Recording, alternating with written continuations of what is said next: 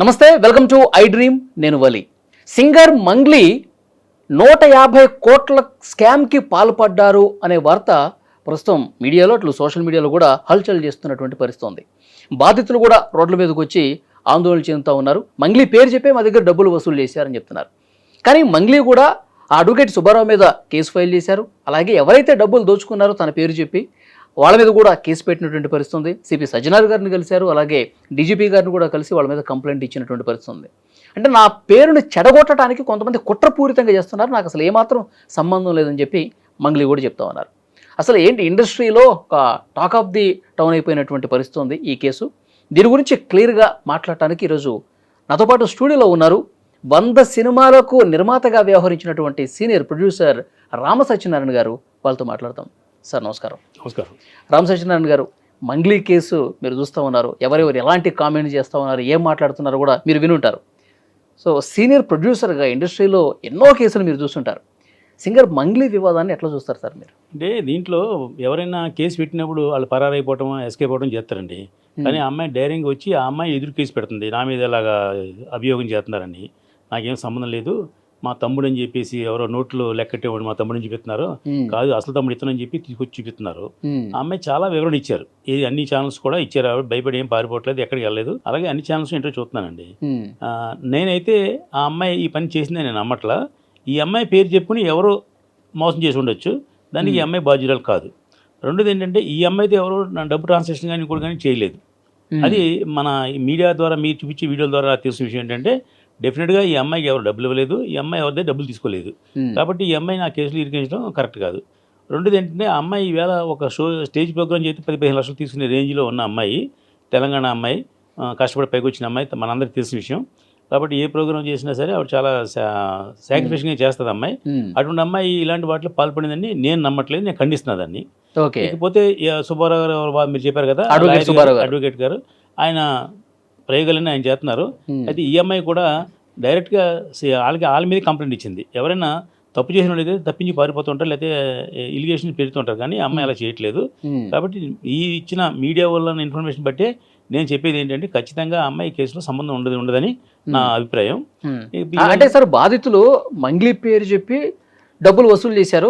ఒకసారి మంగ్లీ వాళ్ళ ఇంటికి కూడా తీసుకుపోయారు, అక్కడ కూడా చిన్న పార్టీ ఏదో జరిగింది, ఇవన్నీ చెప్తా ఉన్నారు. ఆ రోజు సెల్ఫీ కారణం కూడా చెప్పింది అమ్మాయి.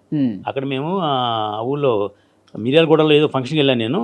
వెళ్తే వాళ్ళు మనవాళ్ళు అని చెప్పేసి వాళ్ళ కమ్యూనిటీ వాళ్ళు తీసుకెళ్తే వాళ్ళు భోజనం పెట్టారు. అప్పుడు నేను వాళ్ళందరూ వచ్చి మా నిజం తప్ప దీనికి దానికి సంబంధం లేదు అని చెప్పి అమ్మాయి క్లియర్గా మీకు ఎక్స్ప్లెయిన్ చేస్తుందండి. ఇంకోటి ఉండేది ఏంటంటే, ఇప్పుడు ఈ అమ్మాయి ఇది నాదే, మా తమ్ముడికి ఇవ్వండి అని ఎక్కడైనా చెప్పిందా? మీకు ఎక్కడైనా చూసారా? లేదు, చూడలేదు కదా.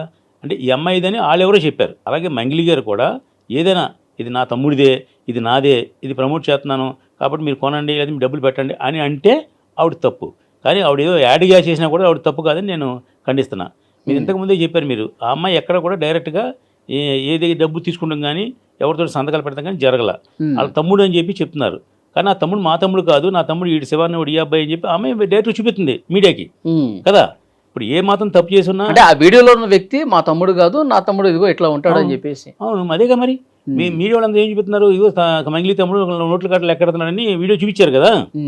అతను ఈయన తమ్ముడు కాదని ఈ అమ్మాయి చూపిస్తుంది. ఇప్పుడు ఆ తమ్ముడు ఈ తమ్ముడు ఒకటే అయితే కనుక మీరు కొంచెం. కానీ బాధితులు చెప్తున్నా, అంటే ఆ వీడియోలో ఉన్నది మంగ్లీ తమ్ముడు కాదు, కానీ ఇన్ని రోజుల పాటు డబ్బులు వసూళ్లు చేసింది, ఇక్కడ పెట్టుబడులు పెట్టండి, మంగ్లీ గారే ఉన్నారు, ఇనాగ్రేషన్కి వస్తారని చెప్పి అట్లా డిస్కషన్ చేసిన దాంట్లో శివ వాళ్ళ తమ్ముడు ఉన్నాడని చెప్పి బాధితులు కూడా చెప్తా ఉన్నారు. కానీ అమ్మాయి ఏం చెప్తుంది, మా తమ్ముడికి ఏమీ లేడు, మా తమ్ముడు ఇప్పుడు అలా మాట్లాడేది, మా తమ్ముడు ఈడు అని చెప్పి చూపిస్తుంది అమ్మాయి.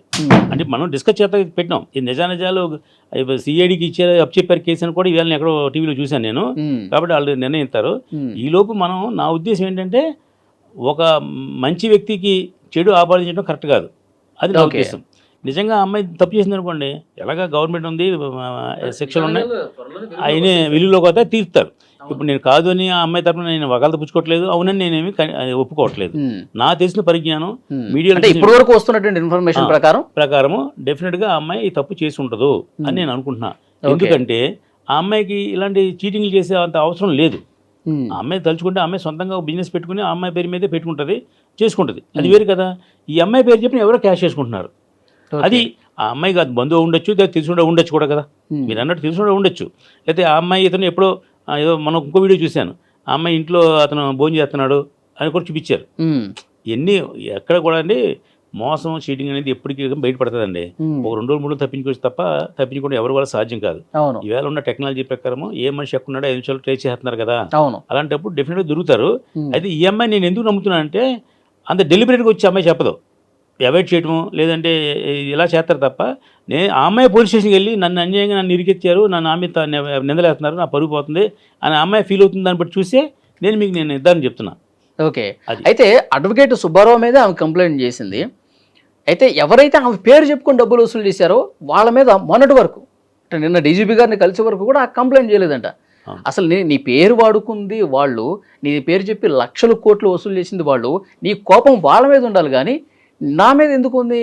అసలు ఎందుకు కూర్చున్నారు, ఈ అమ్మాయిని పిలిపించారు, అక్కడికి వెళ్ళాను మాట్లాడని కూడా చెప్పింది కదా. నేను కూడా ఈ సోషల్ మీడియాలో వచ్చిన నాలెడ్జ్ ప్రకారం చెప్తున్నాను. అక్కడ వచ్చినప్పుడు కూడా అమ్మాయిని అడిగితే 10 లక్షల రూపాయలు నన్ను లంచం అడిగాడు సుబ్బారావు అని ఈవిడ చెప్తుంది. ఆ సుబ్బారావు అన్నది ఏం చెప్తున్నాడు, 10 లక్షల రూపాయలు నాకు లంచం ఇస్తానంది, నేను ఒప్పుకోలేదు, ఆ 10 లక్షల రూపాయలు బాధితులుగా ఇవ్వనని చెప్పాను అని అతను అంటున్నాడు. దీని నిర్ధారణ ఏంటి? ఏదైనా వీడియో ఉందా? ఎవరైనా షార్ట్ మాడిగా వీడియో తీసుకుంటే అది మీటింగ్ లో ఏం జరిగిందో అది రికార్డ్ ఉంటే తెలుస్తుంది. ఆ వేణుగుడులు కూడా ఏదో ఎక్కడో మీకు ప్రెస్ మీట్లో చెప్పాడు ఆయన, నేను సమస్య వచ్చింది సాల్వ్ చేసుకున్నాను తప్ప ఆ అమ్మాయి చేసిందని నేనేం చెప్పలేదు, అది నా సంబంధం లేదని చెప్పారు. ఇప్పుడు ఏదైనా మీరు కానీ నేను కానీ ఎవరు చూడలేదు సార్. సోషల్ మీడియాలో వచ్చేదాన్ని బట్టి మీరు క్వశ్చన్ అడిగినా నేను సమాధానం చెప్పిన 100% నా మనస్సాక్షి నా అనాలిసిస్ ఏంటంటే మంగ్లీని అమ్మాయి అలా చేసి ఉండదు, అలా చీటింగ్ చేసి ఉండదు. సార్ మంగ్లీని మీరు చాలా దగ్గరగా చూసుంటారు, కొన్ని సంవత్సరాలు చూసుంటారు, ఆమె ఎట్లా ఏ స్థాయి నుంచి ఎదిగింది, ఎంత సూపర్గా సక్సెస్ సాధించింది మీ కళ్ళతో మీరు చూసుంటారు కదా. ఆమె బిహేవియర్ గురించి ఏం చెప్తారు సార్? లేదండి, ఆవిడ బిహేవియర్లో నాకు ఎక్కడ చెడ్డ కనిపించలేదు సార్. ఇప్పుడు ఏంటంటే ఎవరికాల యాటిట్యూడ్ ఉండదు, ఒక స్థాయి నుంచి పైకి వచ్చిన తర్వాత అమ్మాయి 2 సినిమాలు కూడా చేసింది కదా, తెలుసా మీకు? అవును, ఆ లాంగ్వేజ్లో 2 సినిమాలు చేసిన అమ్మాయి అండి. ఎప్పుడు కూడా అలాగా ఎవరికి యాంటీ గన్ చేసేలాగా ఉండదు. మొన్న మధ్య ఎక్కడో బర్త్డే పార్టీ ఇస్తానంటే ఏదో అక్కడ డ్రగ్స్ కనిపించినాయని ఇలాంటివన్నీ మనం టీవీలో చూడటమే. అమ్మాయి దగ్గర చూడటం అంటే అమ్మాయితో నేను నిజంగా నేను పని చేయలేదు, నా సినిమాల్లో ఎప్పుడు అమ్మాయితో పని చేయలేదు, అవకాశం కుదరలేదు మాకు.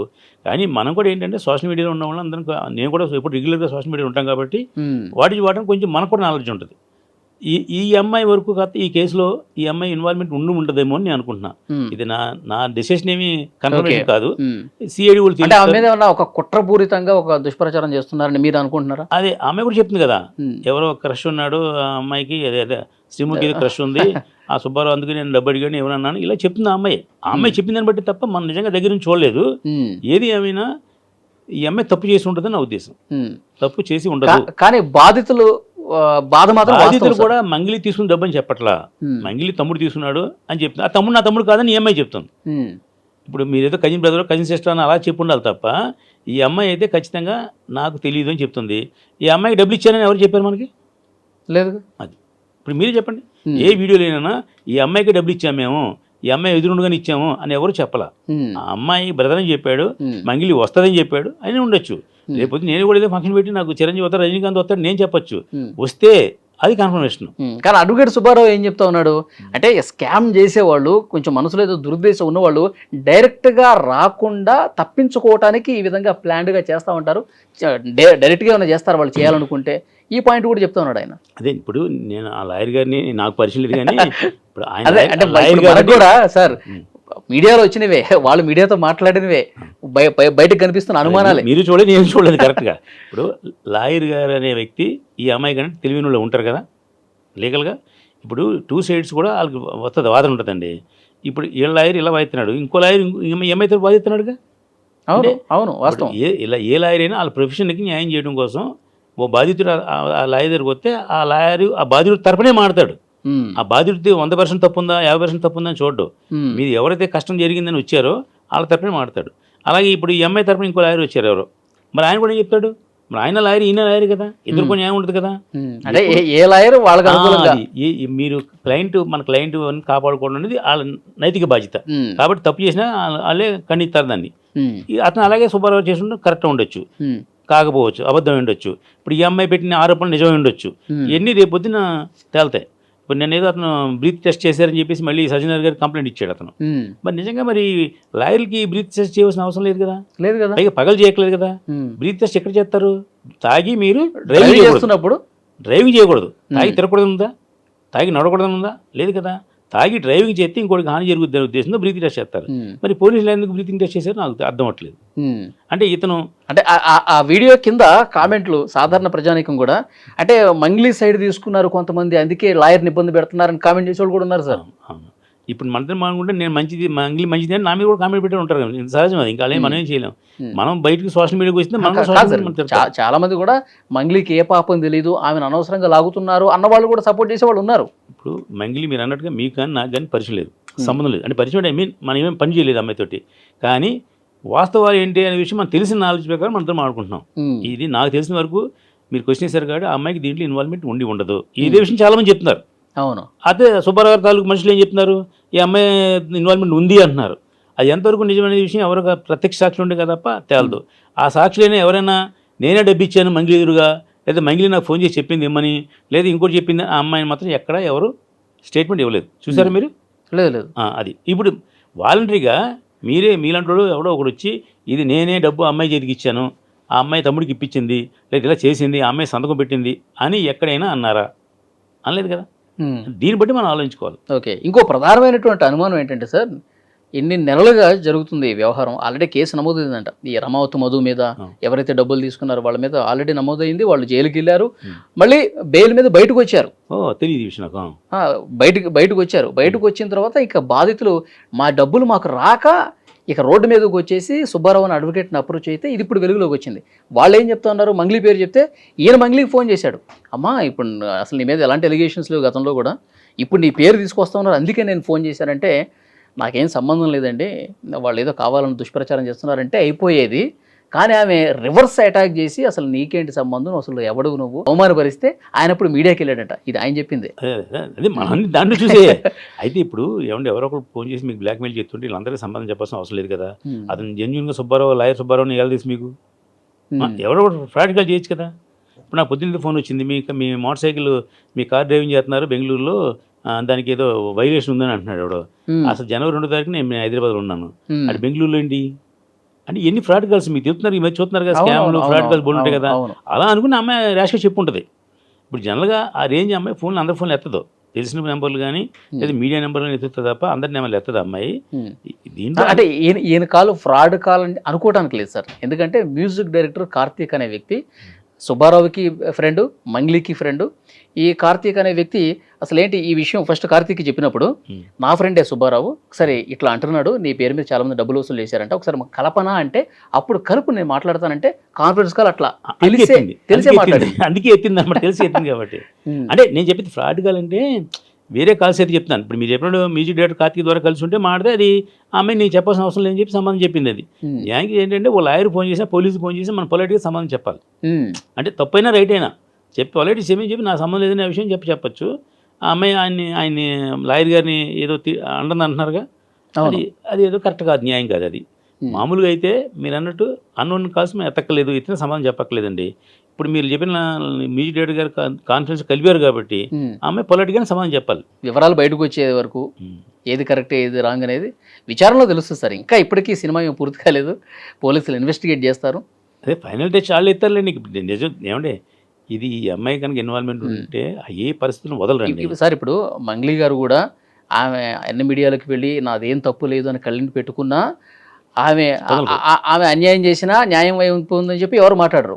ఒకవేళ ఆమె తప్పు లేకపోయినా ఆమెని బద్నాం చేసేలా ఉంటే విషయం తర్వాత అయినా బయటకు వస్తుంది. ఈ అమ్మాయి కూడా అంది కదా, నేను రేపు పొద్దున్న తప్పు చేస్తే నన్ను శిక్షించండి, తప్పు చేయకపోతే మీరు మీడియా వాళ్ళందరూ కలిసి ఆ సుబ్బారావుని శిక్షించాలని చెప్పింది కూడా గుర్తుందా మీకు? ఇంకొక డౌట్ ఏంటంటే సార్, ఇప్పుడు ఇన్ని కోట్ల రూపాయలు వసూలు చేశారు, ఆ రమావత్ మధు అనేవాడు వాళ్ళతో కలిసి భోజనం చేస్తున్నటువంటి వీడియోలు కూడా ఉన్నాయి. మరి ఈ లోపల బ్యాక్గ్రౌండ్లో ఇంత జరుగుతుంటే, ఇన్ని కోట్ల రూపాయలు చేతులు మారుతుంటే, బాధితులు డబ్బు తీసుకెళ్ళి ఎక్కడో పెట్టుబడులు పెట్టేస్తే, మాయ చేసేస్తే కనీసం తెలియకపోవటం ఏంటి అంటే కాదండి. ఇప్పుడు ఈ అమ్మాయి భోజనం చేసింది ఎప్పుడో ఉండొచ్చు, ఇది లేటెస్ట్ వీడియో అని చెప్పారు మీకు ఏదైనా. ఈ అమ్మాయిల ఇంట్లో భోజనం చేస్తున్న ఇతను ఎవరో మీరు చెప్పిన క్యాండిడేట్ వీళ్ళకి మంగిలి ఇంట్లో భోజనం చేస్తున్నాడు అని ఒక వీడియో చూపించారు మనకి. అదేనా? అది ఏ రోజు చూపించారు? అది ఈ గొడవకు ముందా గొడవ వెనకాల? అంటే టైము డేటు లేదు కదా. అంటే ఇది మనం సదా డిస్కస్ చేసుకుంటున్నాం. అది 3 సంవత్సరాల క్రితం అతను భోజనం చేసి ఉండొచ్చు ఇంట్లో, ఈ గొడవ జరిగింది సంవత్సరం క్రితము, ఇతను అరెస్ట్ చేసింది ఈ మధ్యకాలంలోని, ఇలా జరుగుండొచ్చు. ఇది ఏమంటే ఇప్పుడు ఈవేళ కళ్ళతో చూసేది ఏది నిజం కాదు, అవునా కదా. మీకు ఏ వీడియోలు వచ్చిన తర్వాత అంటే అది ఏ గురించి మాట్లాడలా, ఏదైనా వచ్చిన తర్వాత ఏది నిజం నమ్మడానికి వీల్లేదండి, సాక్ష్యం కాదు, అది కరెక్ట్ కాదండి. అది రకరకాల విన్యాసాలు జరుగుతున్నాయి ఈ మధ్య. అవును, అయితే మీరు చెప్పింది ఈ పాయింట్ సంబంధం చెప్పండి. ఆ వీడియో ఇప్పుడుదా అది కూడా తేల్చాల్సింది పోలీసులే. అది ప్రతిదానికి ఫోర్నిక్స్ లాగా ఉంటాయి కదండి, ఆ వీడియో ఎప్పుడు తీసారు కూడా చెప్పగలరు పోలీసులు. అలాగే ఏది ఏమైనా ఇప్పుడు ఒక పాపులర్ సింగర్ అమ్మాయి మంచి ఫామ్లో ఉంది, నెంబర్ 1. మొన్న గద్దర్ అవార్డ్స్లో కూడా అమ్మాయి బ్రహ్మాండమైన చేసింది. అవును, అంటే గవర్నమెంట్కి సంబంధించిన అమ్మాయి కదా, ఆ క్యాస్ట్ కానీ ఇంకోటి కానీ వాళ్ళని కొంచెం గవర్నమెంట్ వాళ్ళని అప్రూవ్ చేసేదే. మొన్న అనుకోకుండా దాంట్లో తగిలింది, ఏది పుట్టినరోజు రోజున ఏదో డ్రగ్స్ దొరికింది. అది దొరికిన ప్రూవ్ అయిన తర్వాత లేదు, ఆ కేసు పూర్తి వివరాలు రాలా ఇంకా బయటికి. ఏం జరిగింది అది చాలా అవుతుంది సార్. అది చూసారు కదా, అది అలా ఉంది. ఇప్పుడు ఇది వచ్చింది కొత్తగా అభియోగం. అంటే అమ్మాయి టైం బాగోకపోతే ఎన్ని వచ్చి ఉంటాయి తప్ప. మొన్న ఏదో బూతుపాటు కూడా వైరల్ అయ్యి అది కూడా తెలుసు నాకు, ఇబ్బంది అయింది కదా. ఇప్పుడు ఈ బూతుపాట అనే అమ్మాయి తెలిసి పడిందంటారా? ఏదో ఫస్ట్ ఏదో ట్రాక్ పాడాను, జస్ట్ వాళ్ళు చెక్ చేసుకోవడానికి పాడాను, దాని అట్లా బాగుంది కదా అని ఉంచేశారంట. అదే ఎన్ని అలా జరుగుతుంటాయి, దానికి ఏమీ లేదండి. ఇది పూర్వం అయితే ఎథిక్స్ ఉండేయండి, ఇప్పుడు ఏది లేదు, ఏమి జరగట్లేదు, అంత కమర్షియలైజ్ అయిపోయింది. అంత కమర్షియల్ అయిపోయింది. ఇప్పుడు ఇంకా ముందు ముందు చాలా విషయాలు వస్తాయి బయటకండి. అంటే ఈ విషయం గురించి కాదు, మీద వాళ్ళ గురించింది. ఓకే, ఏది ఏమైనా నాకు తెలిసి గవర్నమెంట్ ఇన్వాల్వ్ అయింది కాబట్టి సిఐడి వాళ్ళు ఎవరు ఇన్వాల్వ్ అయ్యని చెప్పారు, 100% తేల్చేస్తారు. 2 రోజులు లేట్ అయినా కానీ ఈ అమ్మాయి మాత్రం డైరెక్ట్గా ఏం చెప్పింది, నేను తప్పు చేస్తే ఏ సెక్షన్ రెడీ, మరి అతను తప్పు చేస్తే మీరు ఏం చేస్తారు నాకు అని కూడా అమ్మాయి అడుగుతుంది. నా డ్యామేజ్ అంత జరిగింది కదా, నాకు నష్టం జరిగింది కదా, ఇదంతా అన్పాపులర్ చేశారు కదా నన్ను ఏంటని అమ్మాయి అడుగుతుంది. అది కూడా మనం ఎదురు చూద్దాం దాని గురించి. చూద్దాం సార్, పోలీసులు ఇన్వెస్టిగేషన్ చాలా సీరియస్గానే స్టార్ట్ చేసినట్టుగా తెలుస్తోంది. వాస్తవాలు త్వరలోనే బయటకు వస్తాయి. ఛానల్స్ కూడా పని తగిలింది. తర్వాత వాస్తవాలు బయటకు వచ్చాక మళ్ళీ ఒకసారి మనం వీడియో చేద్దాం sir. Thank you very much. నమస్కారం.